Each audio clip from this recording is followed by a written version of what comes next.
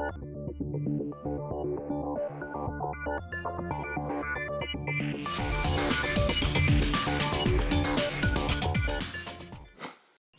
evening, everyone.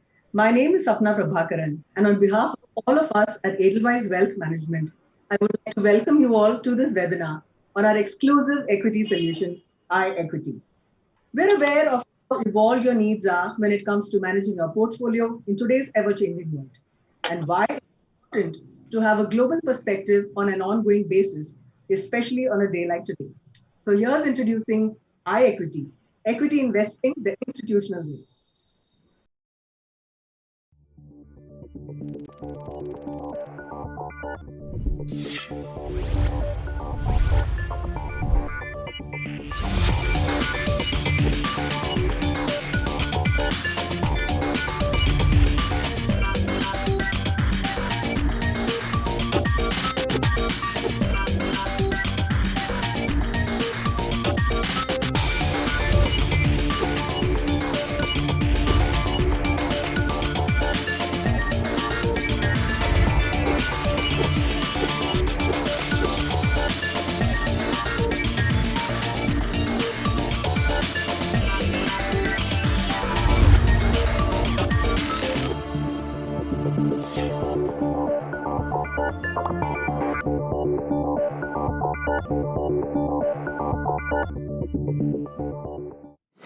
I'm sure that has whetted your appetite for more. Well, iEquity gives you the opportunity to create high quality portfolios backed by solid research from none other than our institutional research desk, a team that caters to international and domestic institutions. And to tell us more about this, we have with us Mr. Nitin Jain, CEO, Edelweiss Wealth Management, and Mr. Alok Sehgal, Head of Private Wealth at Edelweiss Wealth Management. Before I hand over, a brief introduction of Alok. Alok comes with over 20 years of experience in private banking, investment management, and corporate banking. He has been with the firm since 2014 and currently heads Private Wealth, which caters to ultra HNIs and family offices. In the past, he has founded and built a highly successful family office practice from scratch at Edelweiss and is credited with creating India's only distinct business vertical that caters to their needs. In the last 6 years with Edelweiss, Alok has essayed various leadership roles, including leading the product advisory team. In recent times, Alok has contributed to the successful equity raise at Edelweiss Global Wealth Advisory and has been a key member of several strategic initiatives. For our viewers, please use the chat box on your screens to ask any questions you might have during the course of the session, and we will respond to them at the end of the presentations. So without further ado, let me hand the stage over to Nitin and Alok. Thank you, Sapna. And Nitin needs no introduction to this audience, but still I will attempt a small introduction. Nitin comes with over 2 decades of experience in financial services. He has actually essayed leadership roles across prop trading, wealth management, asset management, and our distressed asset business. Today, the size and scale in a lot of these businesses that we see is actually attributable to Nitin. But one of the things we all rely upon Nitin more than his business acumen is his thought leadership. A lot of the product innovation and ideas that we see today is all a lot of it is to Nitin. So thank you so much, Nitin, for taking time. And as always, I'll ask for the benefit of the audience here.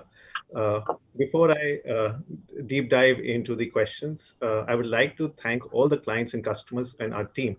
I have some good news to share. We have recently won one of the most prestigious private banking awards, which is the best private bank in India by Asian Private Banker. It is the most prestigious award in Asia Pacific, and it resonates, the faith and trust that all our customers have, shown in us over the past few years. So coming to you, Nitin, wanted to, understand from you, Edelweiss Wealth Management also seen, some development in the last 12 to 18 months. So we'll take your views on, the recent, we have welcomed PAG into Edelweiss Wealth Management fold, and also how the business has been and how do you see the business activity at Edelweiss Wealth Management. So over to you, Nitin.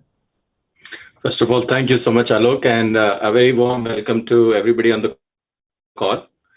I must say it's absolutely a pleasure to work with a team like you, Alok. So thank you for everything that you said, and congratulations on such a prestigious award. I think the last 12 months have been quite strange, to be honest. Right, started on a very somber note with a very steep lockdown and a crisis which is like once a century, and we were all very worried and concerned about how things are going to pan out. And I think I remember in the first quarter when we were looking ahead, things were looking quite bleak, not only for the businesses but also for the country. But to be fair, and I think when we look back now, it's surprising how things have turned back. And people talk about a V-shaped recovery. I have never seen anything like this, frankly. Right. I don't know whether this is really a pent-up demand coming back in such a vicious way, or this is something more structural. I think we'll have to wait and watch. But if you put a gun on my head and ask me, I think there is something more structural happening than just pent-up demand. You look at all the data points; they're showing a lot more optimism than any of us anticipated. Just to give audience some numbers in terms of how our business has done, I think we're hitting all-time highs in terms of our assets under management. Our engagement levels with our customers are at an all-time high.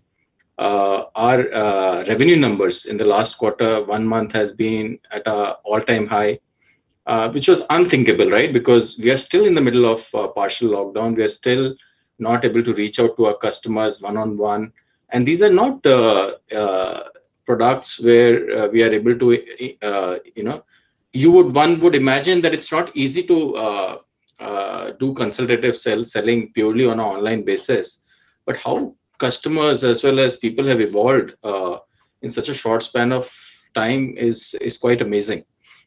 So I think overall, I would say, though the period of the last 9 to 12 months has been quite testing, but I think it's also a reflection of how resilient we are. We all of us are, and I think net we are all, I think, much better professionals in the last 12 months.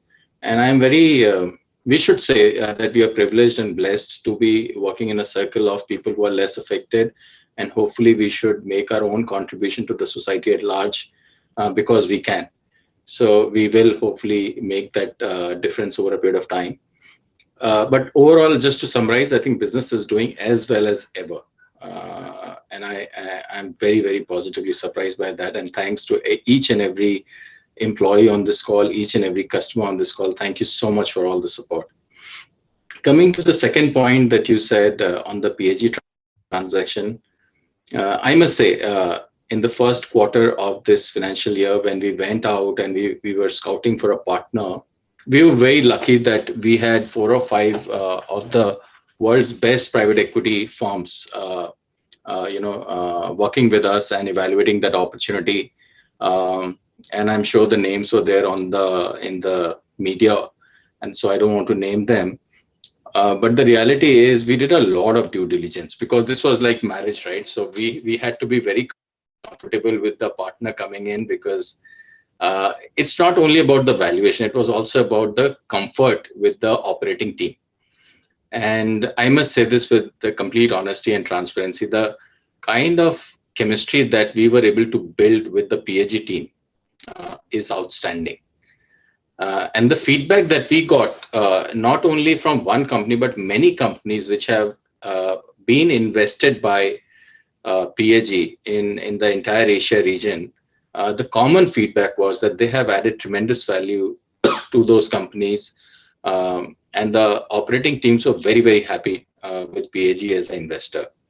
Their approach was very long-term, 10 to 15 years, unlike a lot of private equity firms which would think 3 to 4 years on the higher side, by the way. So that gave us a lot of comfort. They're a $50 billion private equity firm, and their track record is probably one of the best in the world. So given all of that, I think we chose to go with PAG. And I think if the initial days are anything to go by, I think we are very happy with our initial experiences. The transaction is, some of the people have asked me, how close are we to the transaction? We've got most of the permissions. The regulatory approvals in India are quite a maze. Structures. So the RBI permissions are through, partial SEBI approvals are through. We are expecting, hopefully in the next 10-15 days, all the other approvals should also get through. So we are hoping the new year should begin with a complete new structure, new organization, and with new vigor. So that's where we are on the PAG transaction. Thank you, Nitin. We have you on the call, and you are somebody whose views we have valued over the years on markets and economy. And markets have been very strange, to say the least, over the last a year or so. We have seen Nifty at 7,500, and we've seen Nifty at 15,000. And right. I said earlier just now that we've seen some green shoot of recovery in the market. So where do you see the markets and the economy headed from here? I think before we talk about the markets, I think we should understand that let's talk about the business cycle. And I think after a very long time, I do feel that the business cycle looks very, very positive. And for me, there are two key indicators that I look at when you have to call the business cycle. One is the liquidity, the rates and the liquidity in the system. And the second is the optimism that you feel when you talk to the entrepreneurs. Right. And I think there is no such indicator, frankly, but it is basically the feel that you get, because we are all in the system. We end up talking to a lot of people, and I think we have smelt it. The kind of optimism that we are seeing in the community, in that segment, is probably at an all-time high in the last 10-15 years. I have not seen this kind of optimism, especially in the organized sector. There's still, I'm sure, 10, 15, 20% of the sectors which are very specifically hit because of the COVID situations, right? Because let's say malls in particular, some select, let's say, travel-related industries, theater, some SMEs, if you go down some unorganized industries, some export industries, etc. But by and large, organized industries are seeing the kind of momentum they have hardly seen in the last 10-15 years. And it's also reflected in the earnings. So if you see the Q3 earnings, Alok, it was 165. If you just multiply that by 4, that is 650, 660, right, which is a 30% earnings growth over this year. And this year, the earnings grew at around 50% over last year. A 30% earnings growth I have not seen in India for the last 15 years. True. So this kind of business momentum is actually is a rarity, and I would not be surprised if we beat even 650 in terms of Nifty earnings. Wow. So the business momentum is very strong, and partially this is coming from a very, very long period of surplus in the system. Okay, and RBI, I think, did a fabulous job in the last 9 to 12 months, keeping surplus liquidity at very low rates, which has actually got into deep, should I say, pockets where it was really, really required to be, to reach, because otherwise a lot of manufacturing industries were not able to access this kind of liquidity. I was looking at some of the companies. They are able to borrow at sub-5 rates for 3 years in the manufacturing space, which is unheard of, right? I'll give you an example. There is a company that we own in our portfolio called Sapphire. Okay, Sapphire it's basically the owner of Pizza Hut and KFC, the franchisee in South and West. They used to do a peak EBITDA of 10 crores before COVID. Now they have started to hit a EBITDA of around 20 crores per month. it's, I mean, we were struggling to increase the EBITDA by 10%. You know, if the EBITDA was to go from 10 to 12, I would have been like, wow, the EBITDA has moved from 10 to 20. Okay, you are seeing real estate sales at all-time high. You're seeing cars selling at all time. Now, I'm sure part of this is a bounce back, but I think these kind of changes cannot be just. So the business cycle is very strong. Liquidity is available. Both RBI and government are completely aligned in terms of growth agenda. And I think this time the budget was like really outstanding. There was no tinkering with the tax structures. There was clarity in terms of objectives. So I think overall we are very positive on the business cycle. The only problem is that whenever something like this happens, the markets obviously factor in a lot more positive very quickly.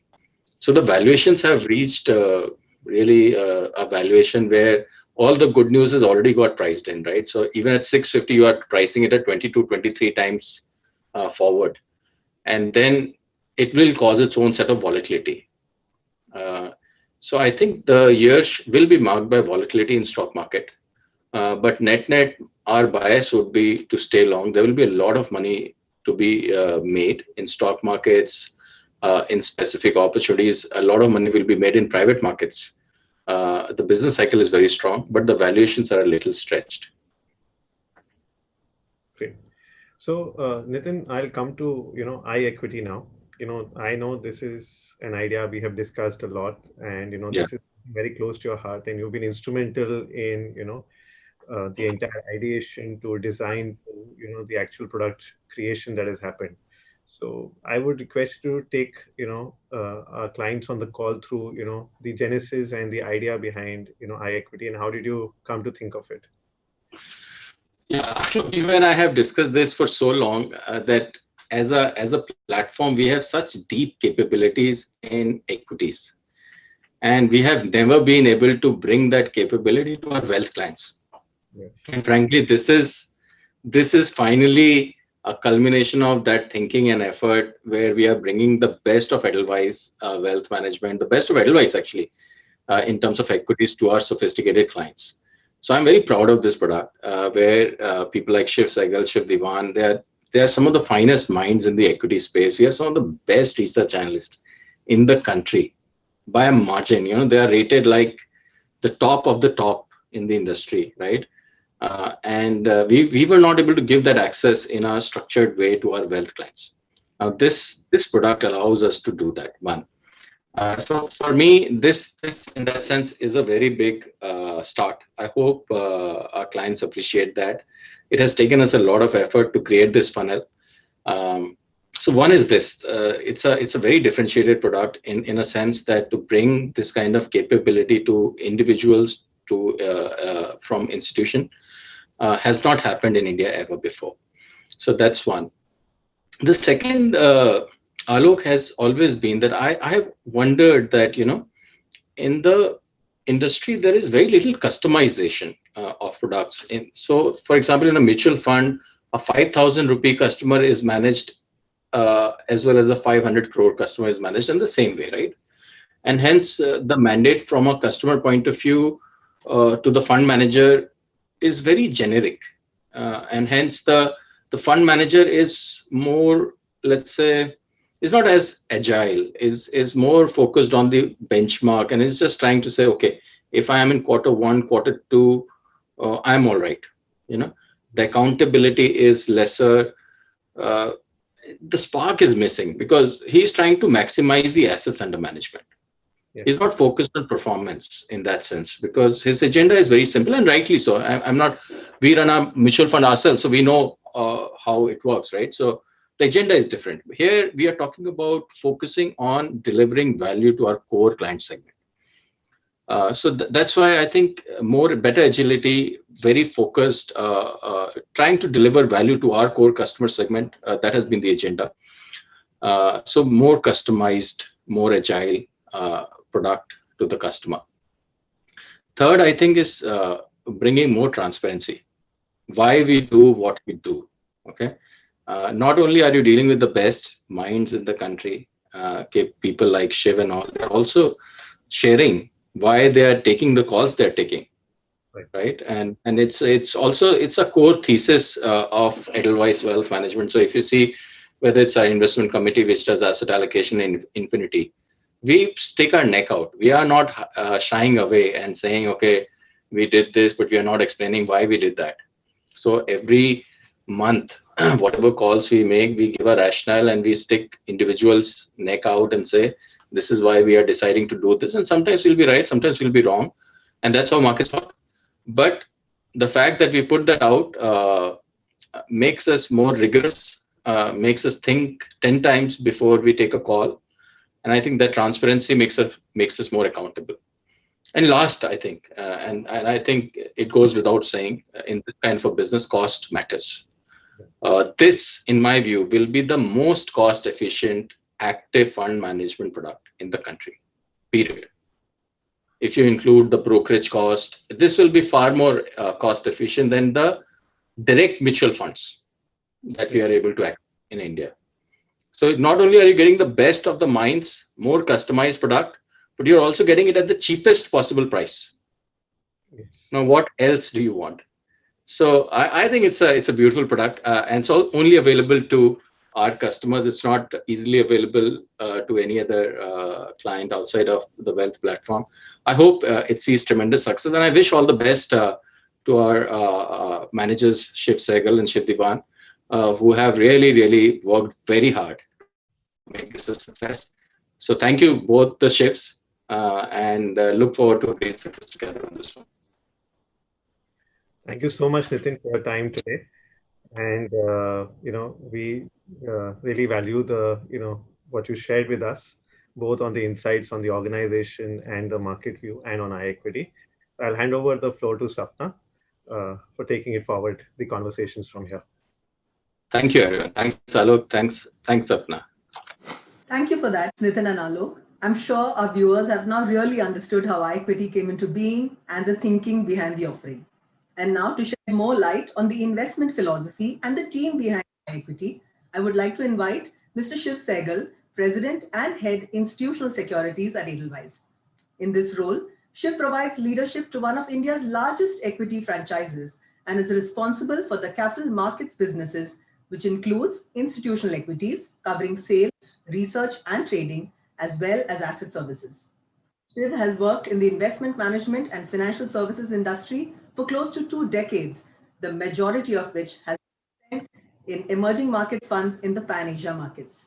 Prior to his current role, Shiv led the Goldman Sachs institutional sales trading equity capital markets business in India and was responsible for the firm's franchise relationships. So with that, let me hand over to Shiv Sehgal to tell us more about our institutional capabilities and the investment philosophy behind iEquity. Over to you, Shiv. Thanks, Sapna, for that kind introduction. And hi, everyone. Firstly, thanks for your time, especially on a Friday afternoon, which has been a very volatile week so far. So I guess, everyone wants to hear our thoughts. And one is on Nitin gave you a little bit of a introduction on the product itself. And Shiv Diwan, who's my colleague, will be giving you a little bit more insight onto how we at the investment committee and, the thought process behind how we evaluate stocks and why we think this is the right time to be investing in such a product. But before I get into that, I just wanted to, structure my thoughts, one on the product and two also on the broader thesis at play or the current state of play in markets currently, which I'm sure a lot of you would be interested. And so I'll speak for a few minutes, share some charts and some insights on the markets. We'll get Diwan introduced into the conversation as well. And then we leave ample time for some Q&A, given the fact that such a large audience has especially a niche audience, has taken out the time to listen to us. So let me begin by saying that, we all know the low risk route to compounding wealth, especially in the equity markets, has been by buying a portfolio of great companies whose fundamentals are resilient and healthy even during periods of stress in the external environment, as we saw probably at the beginning of the pandemic. And such companies, if you happen to choose them over a long period of time, not only accelerate the rate of market share gains from their weaker companies in the industry, but more importantly in India, we have seen a lot of this happening globally, but what has transpired in India, especially in the regulatory change environment that we've been in the last 3 years, with GST, corporate tax rate cards, DeMon, it has only helped accelerate future earnings growth potential of a niche set of companies, and by creating a snowball effect for their revenue share. And we believe that once they go through, such companies that go through our rigorous checklist, both in terms of fundamental qualities and quantitative factors, and we have about 10 or 12 bunch of them, I think it can result in a lot of wealth creation for clients and investors. And just to give you a little bit more insight, Nitin spoke briefly about the fact that how earnings in India have started started seeing some green shoots. But I am a avid student of history, and I'll just kind of talk you a little bit about why earnings are starting to show up in terms of at least in the large cap and some of the quality companies that we have chosen as well. And I'll share a couple of charts regarding that as well. But just before I get to that, our investment strategy in iEquity, the thesis is very simple. We have tried to keep it as basic as possible and strong to the core of what we do in our fundamental research analysis for institutional clients as well. We choose quality companies with solid fundamentals and long-term sustainable business models, right? We believe in systematic and disciplined approach based on the best factors of these in-house proprietary models that we have. The pillars of investment in our portfolio are basically earnings momentum, earnings quality, and market leadership. And if you look at the corporate profits in the Nifty, 70% of profits are generated by 30% of the companies in India, and that's been a stat that's been probably growing larger and larger. It's kind of similar in the developed markets as well, as we have seen with what's happened in the FANGs, not only in terms of gaining market share, but also in terms of gaining, the market cap share that has translated because of the fact they're gaining maximum eyeballs and maximum revenue market share from weaker competitors. And that same thesis is playing out in most of the industries in India, where the top two players are dominant in every aspect. And this in-depth bottom-up thought process that we have, it helps us kind of filter out the low quality companies and build out a moat of very strong companies and a portfolio of about 15-20 companies in our core portfolio. We have two variants of the product. One is our core and one is our growth. And the only differentiating factor between the two is that in the growth portfolio, we also kind of overlay that with our best conviction calls in the mid-cap space. So if I had to kind of break up in any given year, you would look at about 15 to 20 stocks in the core portfolio and about 20 to 25 stocks in the growth portfolio. And the whole idea behind this is that we are going to look at it from a very long-term basis. So please don't enter the product and look at it from a quarterly, weekly, monthly performance perspective.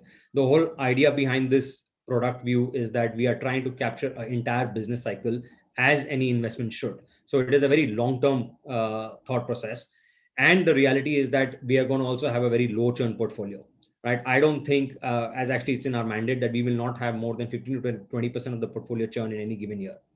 And another aspect that takes out the individual biases from this particular product is the fact that, it is a very investment committee approach based view. We have, veterans in the industry who have worked for 20, 25 years, all part of the investment committee, which relates to a very healthy debate when a portfolio manager or someone pitches a stock, right? And it basically takes out the personal biases and kind of takes your conviction level very high as to why it should make it to the cut in the iEquity portfolio. As I mentioned, we have a very skilled and talented set of people, which adds to our advantage. And I think this is definitely a product that is aimed to design and deliver, over a business cycle. And the reason I'm re-emphasizing that is that, unfortunately, given the environment that we are in, people are too fixated on monthly and quarterly performances. Yes, they are important, and our endeavor is to beat that.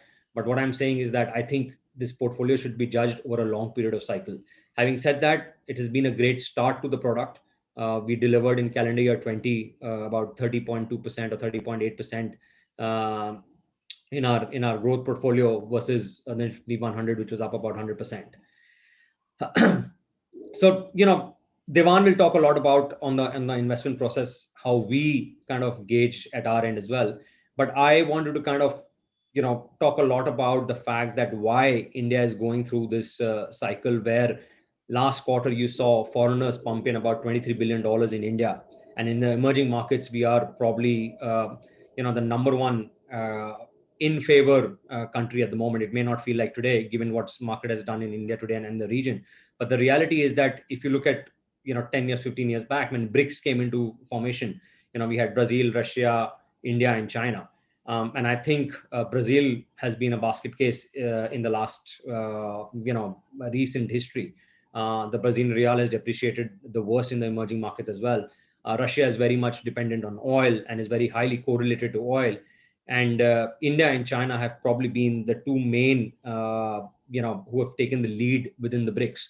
And within emerging markets, India actually has stood out because of the fact that during COVID, what the government has done and the fiscal expansion, the way they managed it, the foreigners have taken a very favorable outcome to that. And the fact that our economy is bouncing back and we're seeing green shoots in not only in the rural space, but majority of sectors, that's kind of playing out in our earnings department as well. And this earnings season was actually been a blowout. Nitin talked about a lot of companies giving 30 to 40% earnings growth. And I think that trajectory has changed we have come a long way. 2003 to 2008, we had the golden era in India, along with emerging markets. Global growth was, in full steam. China was kicking double-digit GDP growth, and that was leading to a lot of optimism and, boom time in India as well. And if I compare from what transpired from 2008, 2010, post GFC, which is the global financial crisis, we were almost at par with the US.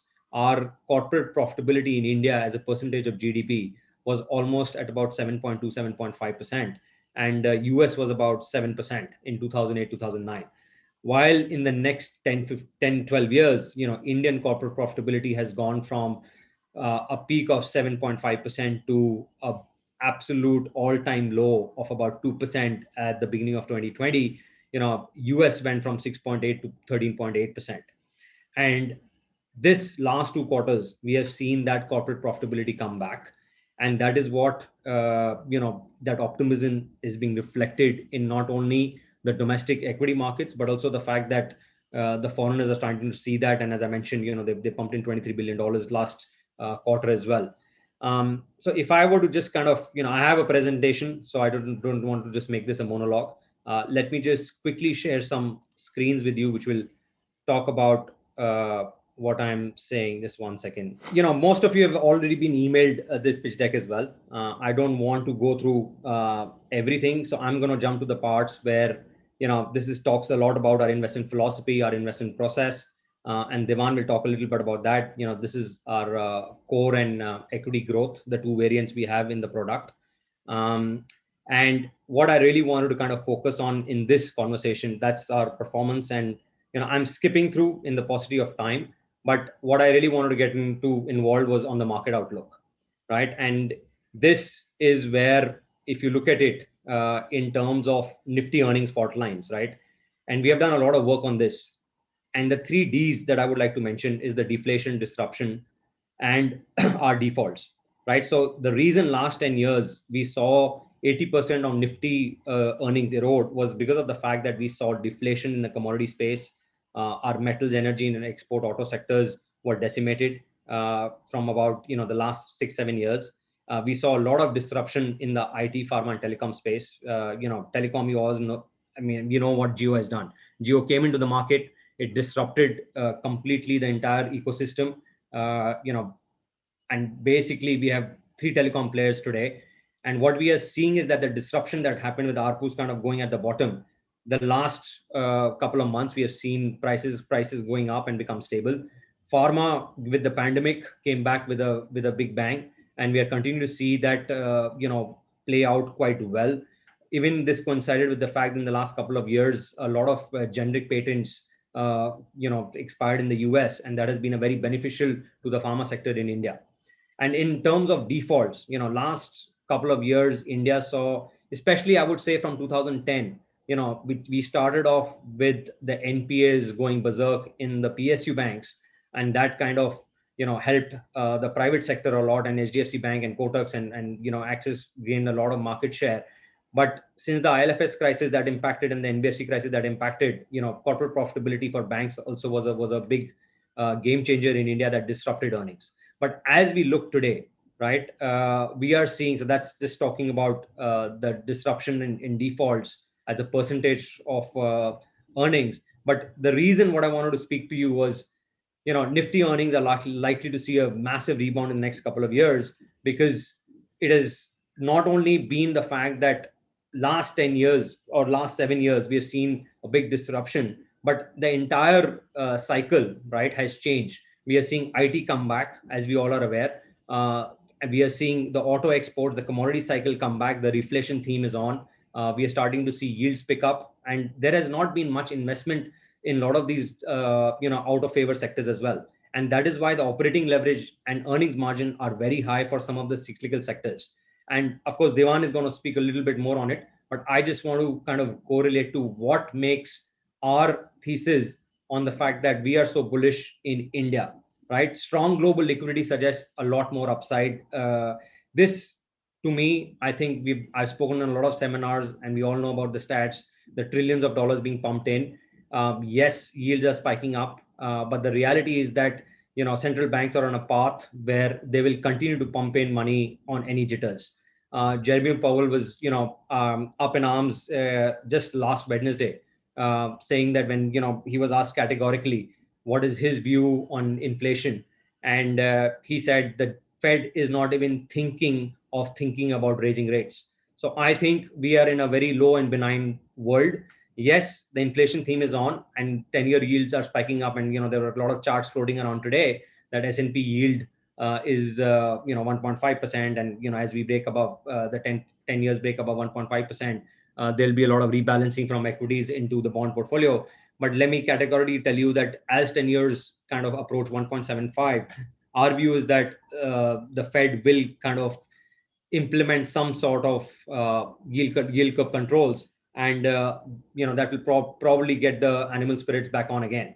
And all markets are looking for are benign comments from the Fed governors and any jitters that are caused by any equity pullbacks.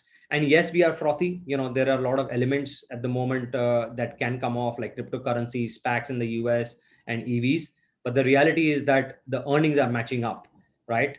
And markets, in our perspective, we kind of, these are our proprietary tools. We look at earnings CAGR, global liquidity, US 10-year real rates, macro vulnerabilities. We don't think that we are in an environment that should cause us any grave concerns at the moment.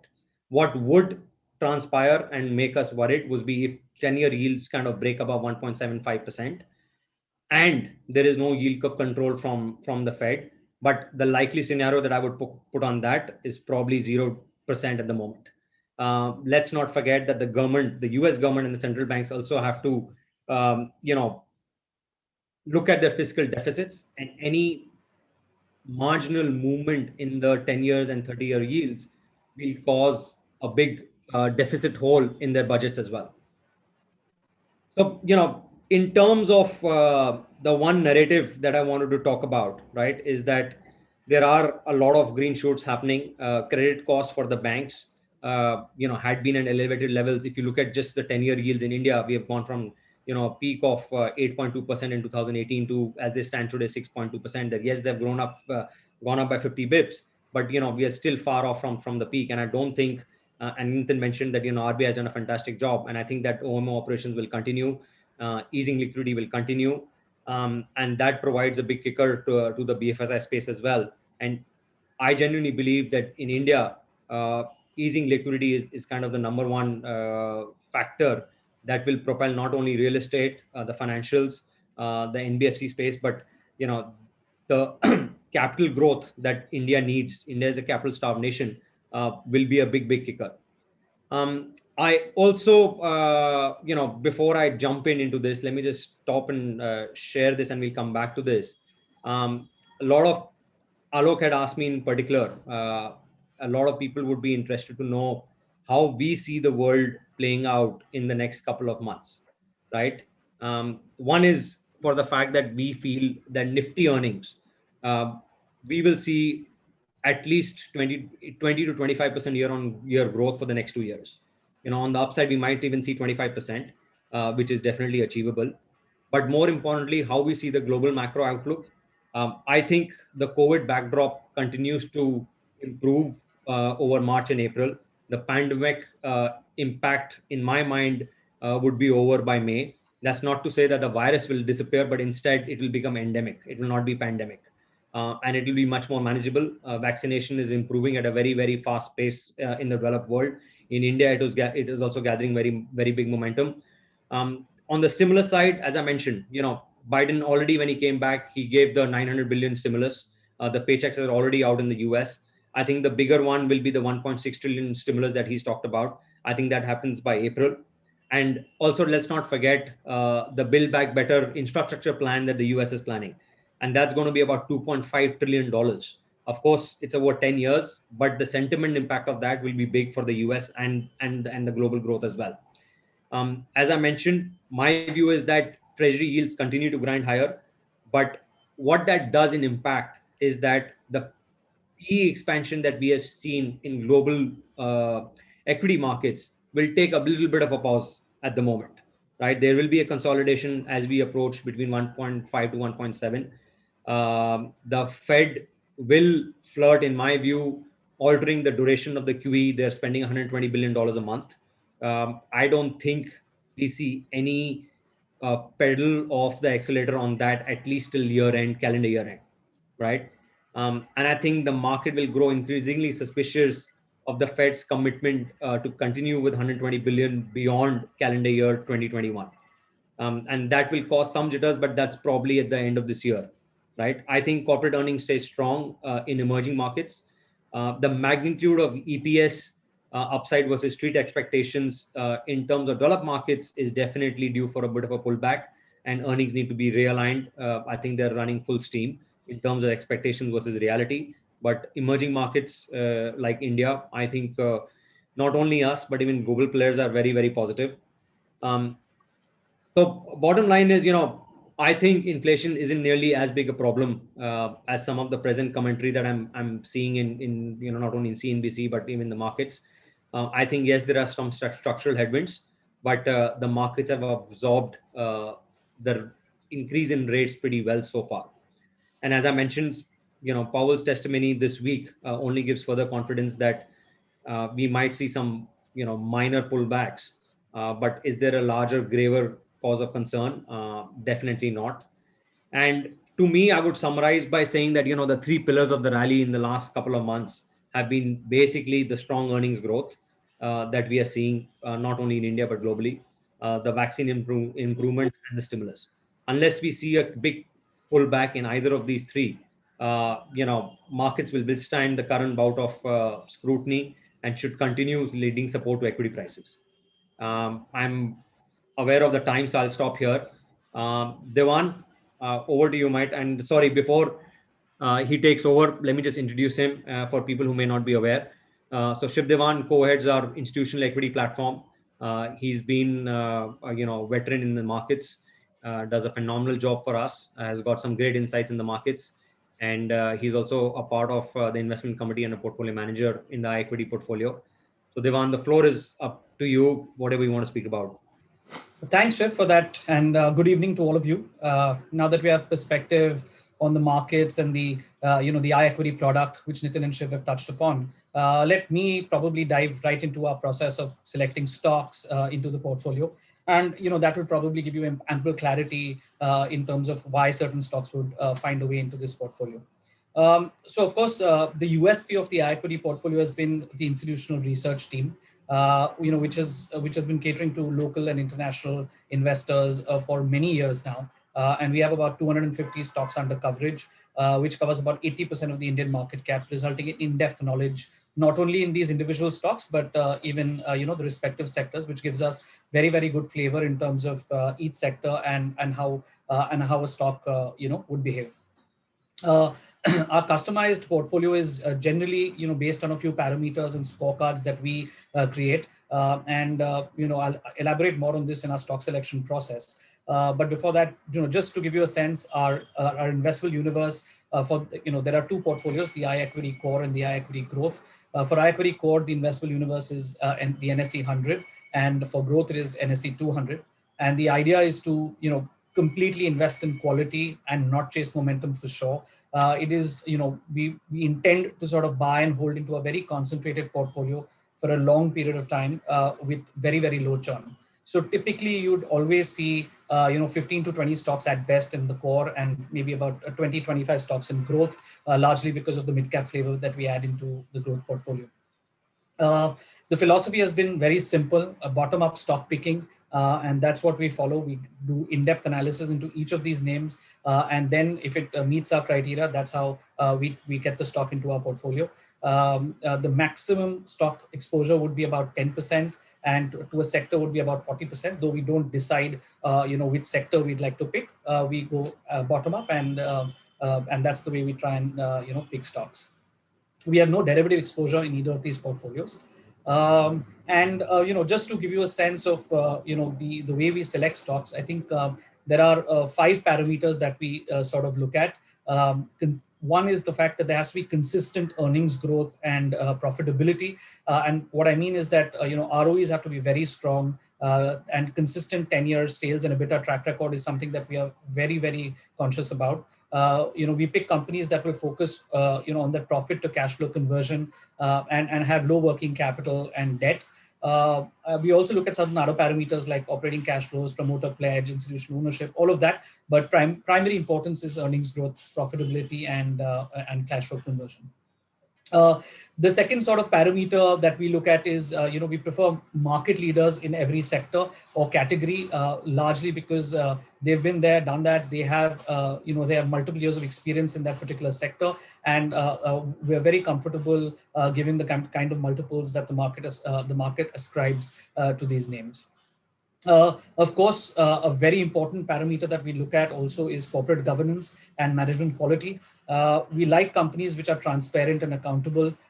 We stick to promoters and managements who sort of allocate their capital wisely, pay dividends where there is excess cash, and other than deploying it outside the core business, unless there is a very meaningful business case.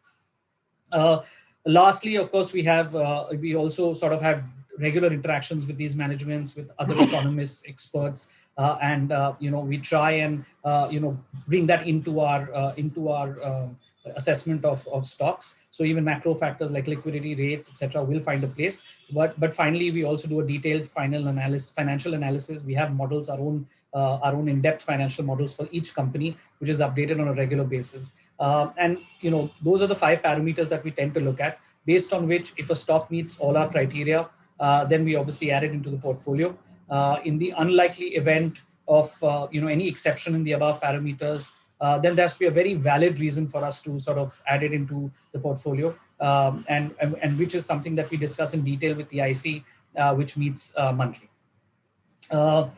As you would have realized, not only do we have a bottoms-up basis of picking up our portfolio, but we do not start off with a sector selection. We see merit in each stock, and then the outlook over the next few years, and that's how we pick it up.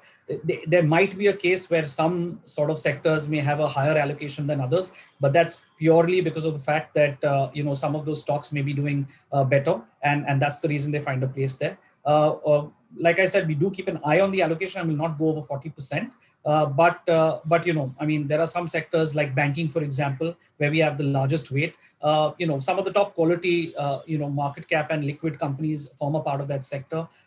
It's not only have they given handsome returns over the last, many years, but given that, India is a growing economy with growing banking needs for such a large population, growth should not be a concern in the sector. And hence, banks with great governance, risk practices should do really well over time. And that's the reason, that we pick some of those names, and that becomes a large weight. I think we also have, reasonably large weights when it comes to IT, which is, again, a sector that we are very, very positive on. We believe that there is a mega technology upcycle that's underway, and across the board, the IT companies, will bear improvements because of that. And of course, one sector we can't, of course, avoid is consumption. For obvious reasons, we picked this in India, as India is growing by leaps and bounds. And like we mentioned before, there is a huge population, that is making its way into the consuming middle class and from the poor category, and hence requirements in the sector will only increase steadily over time. That's in a nutshell the way we go about our portfolio selection and our stock selection. Of course, you would have seen the kind of stocks that we have. They're absolutely high quality blue chips that we've put into the portfolio. The idea is to hold on to them and not be looking to sell unless they become meaningfully large in the portfolio, or there is something that changes in our investment thought process. Other than that, the idea is to have completely low churn. So you'll obviously find the likes of HDFC and Asian Paints and Dr. Reddy's and the likes. I think with that, let me end here, and would be happy to answer any questions that you all might have. Sapna, maybe over to you. Thank you, Nitin, Alok, Shiv Sehgal, and Shiv Diwan for your insights and for taking our attendees through the contours of this very exciting offering. Viewers, I'm sure you have a lot of questions. So may I remind you to please use the chat box on your screen to ask any questions you might have, and we'll be happy to answer them. In fact, we already have quite the queue of questions building up. So without further ado, let's get started. I'll direct this question to Shiv Sehgal. Shiv, this is for you. The question says, currently we do not have any PSU names in the portfolio. Given that the government is planning to privatize PSUs and LIC might get listed in the near future, would we add some of these better run PSUs such as SBI or LIC to the portfolio in the future? That's a great question, actually. See, our thought process is that we look at stocks through different layers and quant metrics. Unfortunately, Indian PSU stocks have not historically delivered on certain metrics, and capital allocation efficiency has not been there. It's actually been a suboptimal choice. While there are some great underlying businesses, they have not passed our rigorous checks that we have run through. But with the push by the Modi government recently, and to make claims that the government has no business in being business, I think the privatization of a lot of the public sector companies will make them more efficient. And we are watching that space. And should our metrics show up that they deserve a merit in the portfolio, we will definitely, we are open for opportunities, as I said. They need to meet a certain number of criteria. At the moment, they are not. Okay, thank you for that. My next question is for Shiv. Shiv, the question reads, we have ICICI Lombard in our portfolio, and that has the maximum overweight on a stock level versus Nifty. Can you throw some light on the general insurance industry in India and any avenues through which ICICI Lombard could continue to grow in the future? Sure. So the general insurance industry has, evolved significantly over the last decade. I think private insurers have made very strong inroads post the opening up of the sector. And, largely because of the customer service that they provided, the faster claim settlement, it obviously helped these private insurers. And the other big advantage in India is the fact that it is a very underpenetrated market, especially in the non-life insurance space. And, not only compared to developed markets, but even other emerging markets. Like China, Thailand, etc. So, and demographic factors like, maybe the growing middle class, a young population, just a growing awareness about these products and the retirement planning that we are starting to see will definitely support the growth of the Indian insurance sector. And this means you will see a very extended sort of growth runway for this space. One other feature for the Indian insurance space is that the industry operates under a cash before cover kind of model. Which ensures that we are not required to sort of assume underwriting risk until premiums are received. As a result, the float generation capability of this business is super strong. Free float is typically almost 4x the net worth. So in a 6% sort of interest rate economy, it means that with zero underwriting profits, also you can make almost a 24% sort of ROE. And that is a fantastic number, which if over long periods of time can be very, very interesting. Coming to ICICI Lombard, it is the 5th largest general insurance and largest private sector company. They have a market share of about 7%, and on gross direct premiums, and it is probably the number one player when it comes to retail distribution, tech, cost structure, any of that.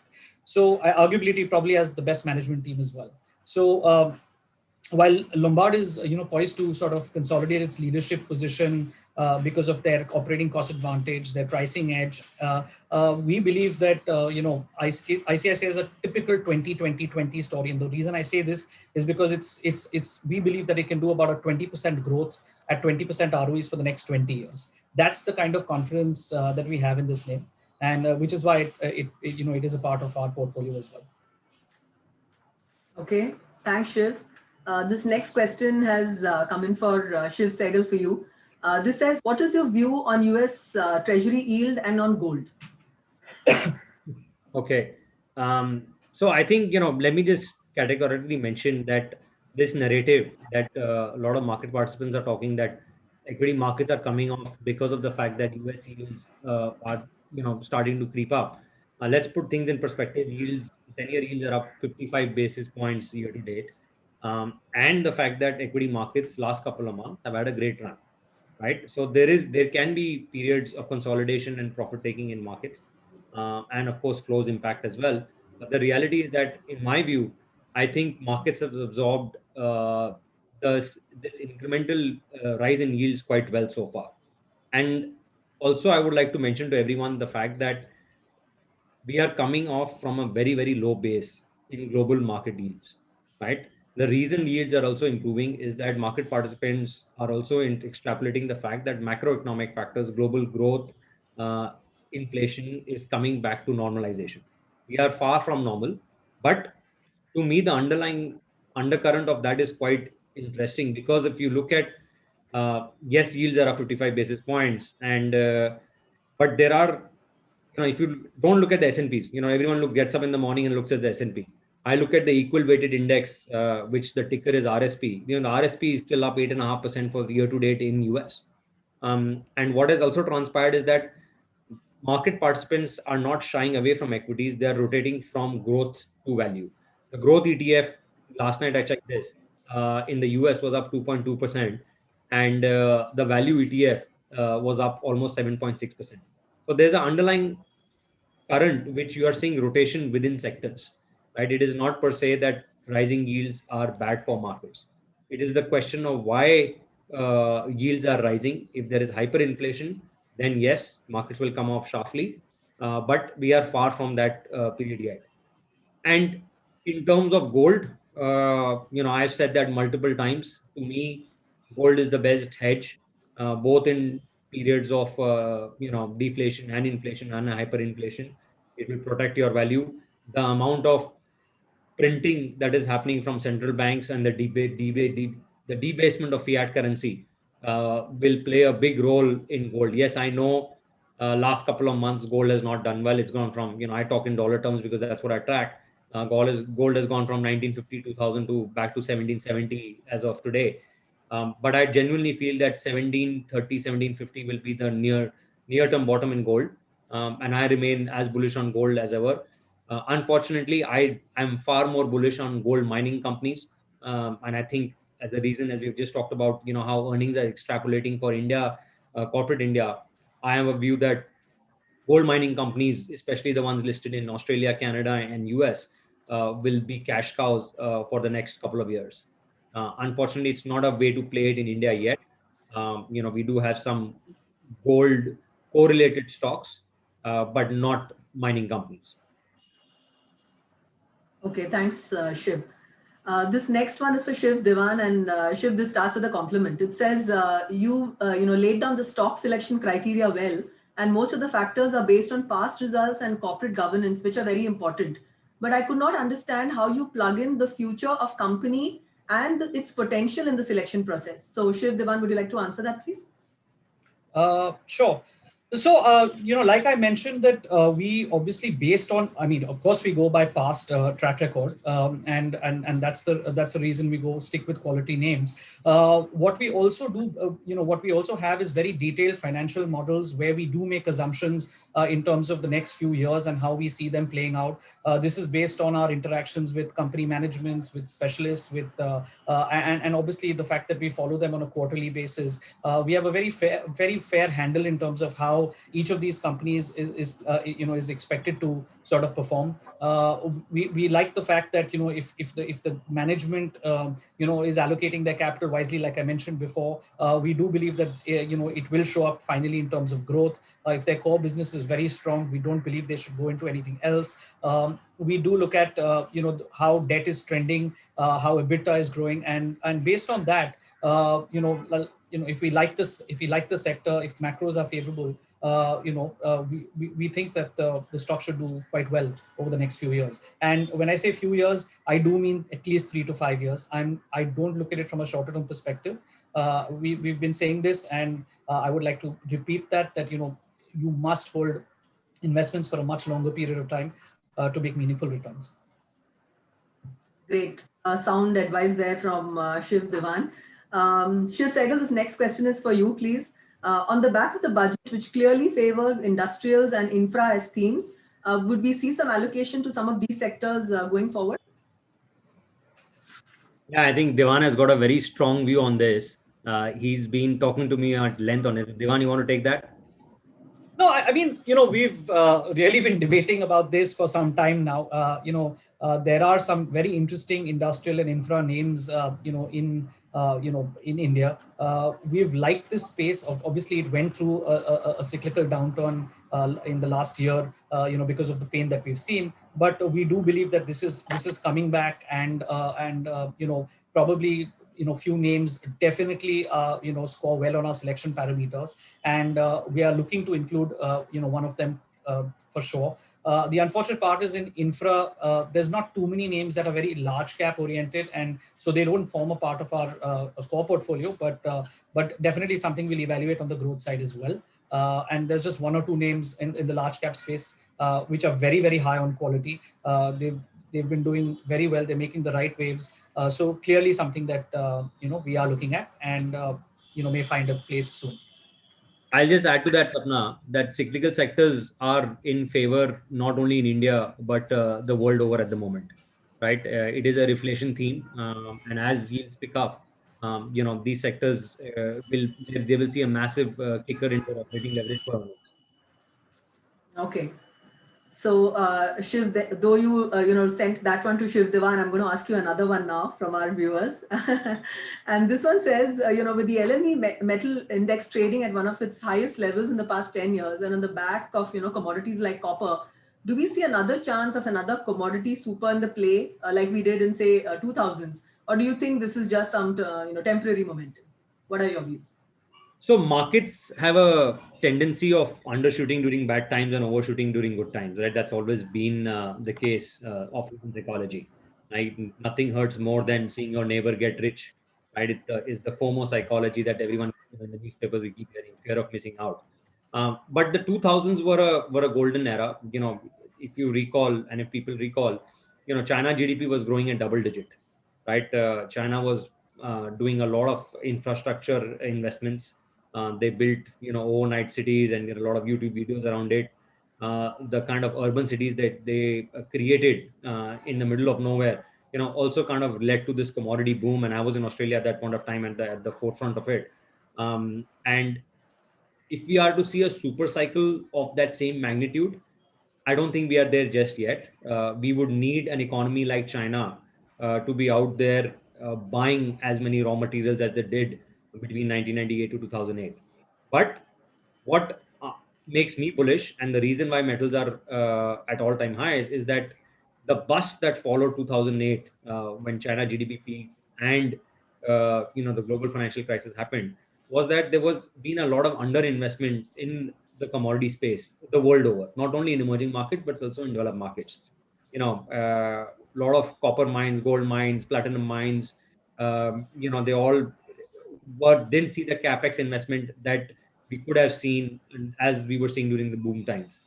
So, and the fact that, there has been a lot of volatility in the commodity space as well. And if, people recall just about a year back, or actually not, last May was, when oil went down into negative territory in the COMEX, right? And that also cleaned out a lot of weaker shale oil players. So what has transpired is that when things undershoot to that much, you see a lot of investment being taken out away from that sector. The energy sector in today in S&P levels is about 2.3%. And at the peak, it used to be almost 15%. So that makes me very bullish on gold, copper, platinum, all the commodity plays. And as we keep coming back to the fact that we are in a reflation world right now, I think this theme can play out for a while longer. We have been very bullish on the Indian metal sector as well. The stocks have been doing phenomenally well last couple of quarters or last couple of months, and I think that will continue. And I think what people are missing out is that this structural bullishness on global growth is actually being led by Asia this time around. It is actually being led by India. It is being led by Southeast Asia, countries like Taiwan and Korea and China. Great. Very bullish, all of us here on metals. Thank you for that, Shiv. Shiv Devan, this next one is for you, and this is on BFSI. And the question reads that currently we are at 27% BFSI versus 35% in Nifty. So would you increase the sector allocation to BFSI going forward? And if so, why? So I think I mentioned this in my opening track that we don't pick a sectoral allocation and then decide the stock to fit that criteria. We actually pick our stocks on a bottom-up basis, seeing the merit in each of those stocks, and if the outlook is good for that stock, we'd pick it, right?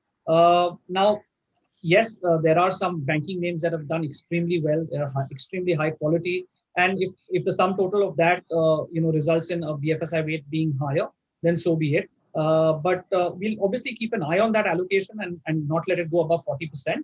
But yeah, I mean, not like I would say that I will go up to 35% just because the Nifty is there.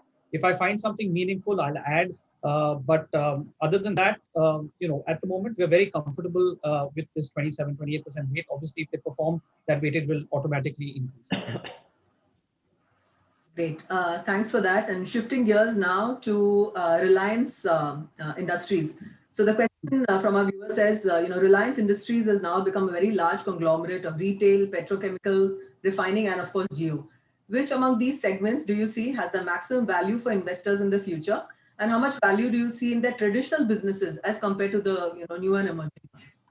So one thing I must say about Reliance Industries, and there's always a lot of discussion around this, but I think Reliance has always been way ahead of its time in terms of scale, planning, business concepts, execution, right? So, and this new sort of multifaceted Reliance story as it unfolds, it's not only augurs well as an opportunity for investors to buy into businesses they like, but also, create value creation opportunities that I think a lot of us are not able to sort of appreciate currently. It is in fact amazing how an old economy company has turned into a sort of new age concept. Right. Only earlier this week, there was news of Reliance restructuring itself with the hiving of its O2C business, into a fully owned subsidiary. The demerger is important from the standpoint of unlocking value for shareholders, like the way it was done in Jio Platforms and Reliance Retail. If there's a significant stake sale in the times to come, then this could definitely lead to a strong round of monetizing of assets for Reliance. For the record, Reliance has raised almost $27 billion in stake sales from digital and retail businesses, and that has helped deleverage its balance sheet significantly. The new structure, I think, will have 4 businesses really: O2C, which is the oil to chemical, digital, retail, and even clean energy. And I think all are aimed at creating more value for the shareholders. While currently the oil to chemical business contributes about 50% to Reliance's valuation versus 25% each for probably retail and digital.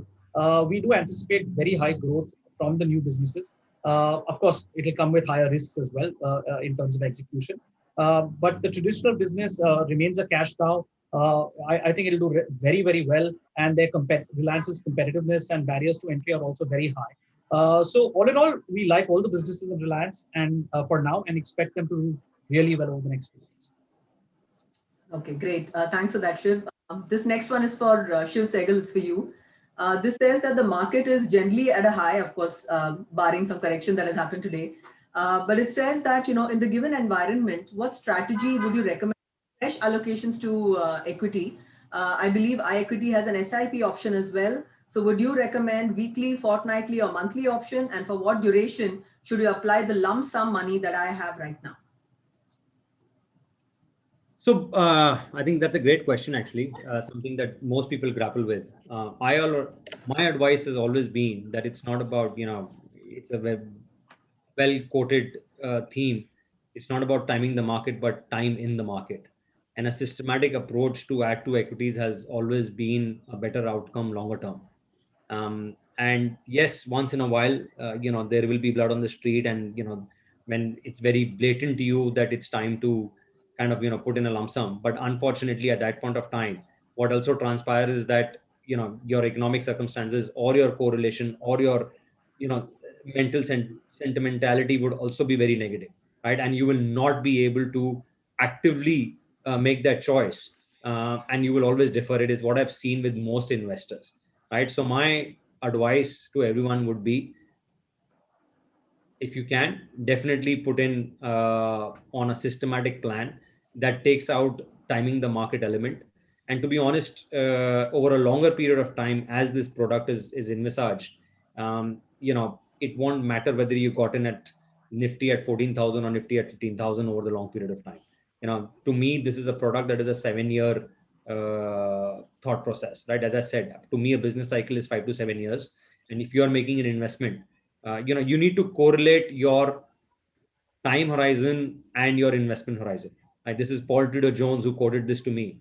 He said the biggest fallacy that people do is that they want to make money in a week, but they will invest for a day, or they want to make money in 3 years, but they'll invest for a month, right? Do not make that mistake of not having that correlation, right? Make sure that your thesis in your mind, if you're investing with the view that this is the next tech for the next 5-7 years, invest in a product that you are going to be invested for 5-7 years. Don't make the mistake of seeing the market pull back of 10% in the first week that you invest, and you take your money out, because that won't give you a chance to recoup back. So that correlation is more important. And I've not met many good market timers. I have met a few, but if you can market time it, please go ahead and put in those lump sum when the opportunities arise. But my advice would be, stick to structural themes. They'll work out much longer term, and you'll be passively it will work out better in your mindset.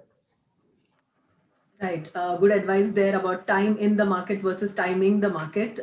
Good one there, Shiv. The next one is for Shiv Diwan, and this is on Asian Paints. Our viewer wants to know, Asian Paints recently saw some correction after Grasim announced its foray into the paint business with an investment of 5,000 crores for 3 years. Although they may not pose a big threat to the market share in the near term, can they disrupt the market in a way that Jio did to telecom, say? Can we see a drop in margins among all big players due to this competitive intensity? In the paints industry, no new player has touched even 10 billion in revenue after 10 years. As gaps in either product or servicing are not significant in the industry. So, new distribution, innovations by new entrants have also really failed. Okay, you will actually fail to actually find another name that has actually done even close to what Asian Paints has been able to do over so many years. Obviously one strategy which a new entrant in any industry uses is the price warrior strategy, right? This has really not worked in the paints industry because consumers generally paint their house once in 5 years, 6 years. And while the paint cost is only about 40% of the total expense, 60% is the labor cost. Despite several players entering India's paint market over the past 2 decades, Asian Paints has always been able to clock double-digit growth. They have fantastic relationships with most of their distributors. And so, very, very difficult for someone to come and, change that. Yes, Grasim is a large player. It has some advantages, no doubt. But I think you have to understand that, even if they have access to paint shops, their physical space in paint shops is limited. There's a lack of direct distribution. No brand pool in paints, can actually work for someone like a Grasim. And, because for general people, it's not very easy to differentiate at a product level in terms of, what they're getting. And generally, painters, etc., have been very comfortable with Asian Paints over many years. So I don't believe that, it's going to be a very meaningful change that Grasim is going to bring about. Yes, we will obviously keep a track of it because it's a big investment that they're making. But I would actually, in fact, use this correction in Asian Paints as an opportunity to buy. That's the way I would look at it. Okay. All right. The next one is for Shiv Sehgal. And Shiv, you touched upon this a little bit earlier, but our viewer wants to know, there is sharp rise in yields in the US on the back of inflationary pressure and in India on the back of excessive borrowing. Do you see equity valuations getting re-rated lower in India and globally? So as I mentioned earlier, I think this is a rehash of the same question. I genuinely think that markets have looked at yield rise and taken it in their stream quite well so far. I don't think okay, let me rephrase that. The easy PE expansion that happened because of rates being at all-time lows has already transpired in the last 9 months. Are we going to see the same pace of acceleration in multiples? I doubt that. Does that cause a concern that they will get re-rated lower? I don't think so. Yes, I am watching the 10-year yields. If they spike above 1.75%, I think that equity markets will not like that, and you will see a pullback, a much sharper pullback. But at the moment, with yields at 1.5 in 10 years, we have about 25 bips in my mind where markets will still be pretty much on the pensive side, but I'm not worried at the moment of lower valuations because of yields. If they do spike up, if they do break above 1.75% consistently, and they stay that over a period of time, then yes, the answer to that question would be I would be worried. Okay. Thanks, Shiv. The next one, Shiv Diwan, this is for you. The attendee wants to know, has the pandemic created permanent dents in any of the sectors in India?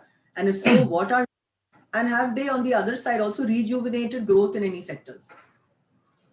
So I don't think there are any permanent dents, but yes, sectors have obviously got impacted. Sectors like tourism, airlines, hotels, multiplexes have taken a hit and probably will be the last to, bounce back, but they will definitely bounce back. I don't think these are permanent issues. What the pandemic has done it has also resulted in consolidation in most industries like maybe building materials, consumer durables, chemicals, and all the listed players in these sectors have gained market share and done really well. This I think is likely to continue. I would at least imagine. And another sector that has been a standout has been the IT sector. I think COVID-19 unfortunately has been a boon for the exponential growth, of apps, platforms, online shopping, e-learning, telemedicine, all of that, right? So this has led to what we like to call as a technolution, which will sort of drive technological spends across the value chain. And I think the biggest, beneficiary will be the cloud providers because of the increased data usage. That will accelerate migration, to cloud for sure.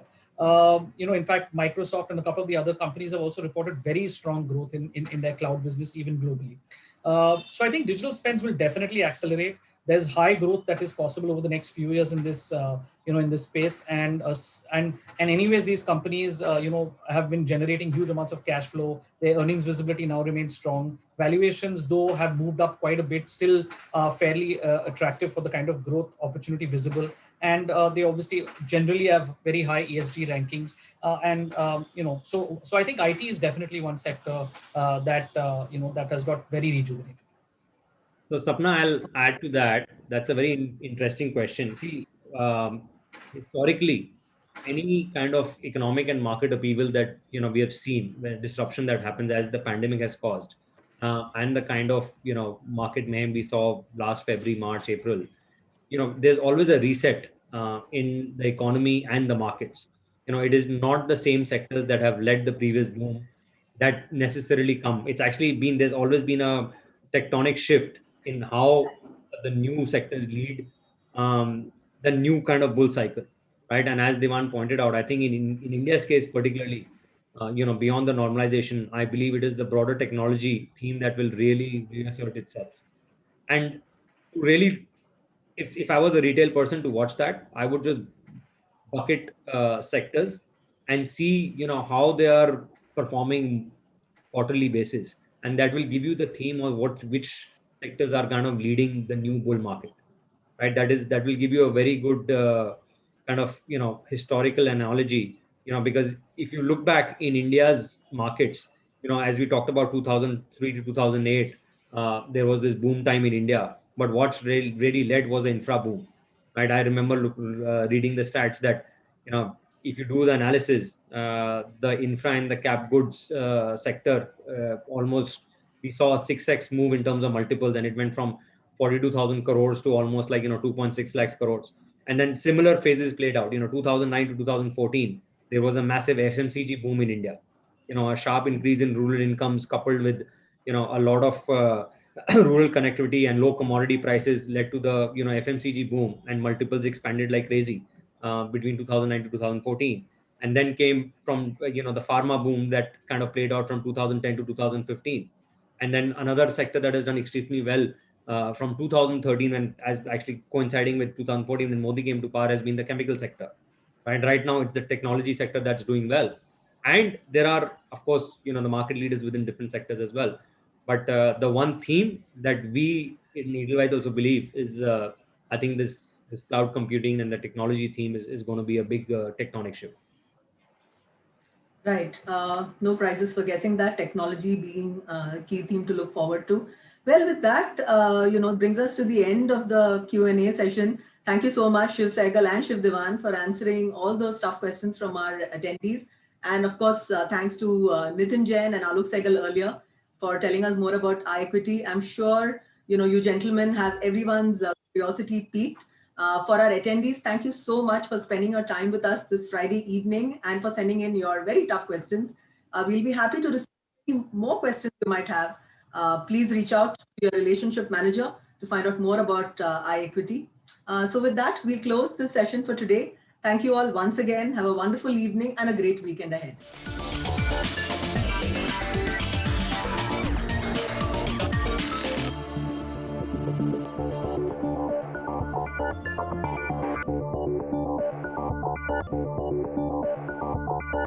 Thank you.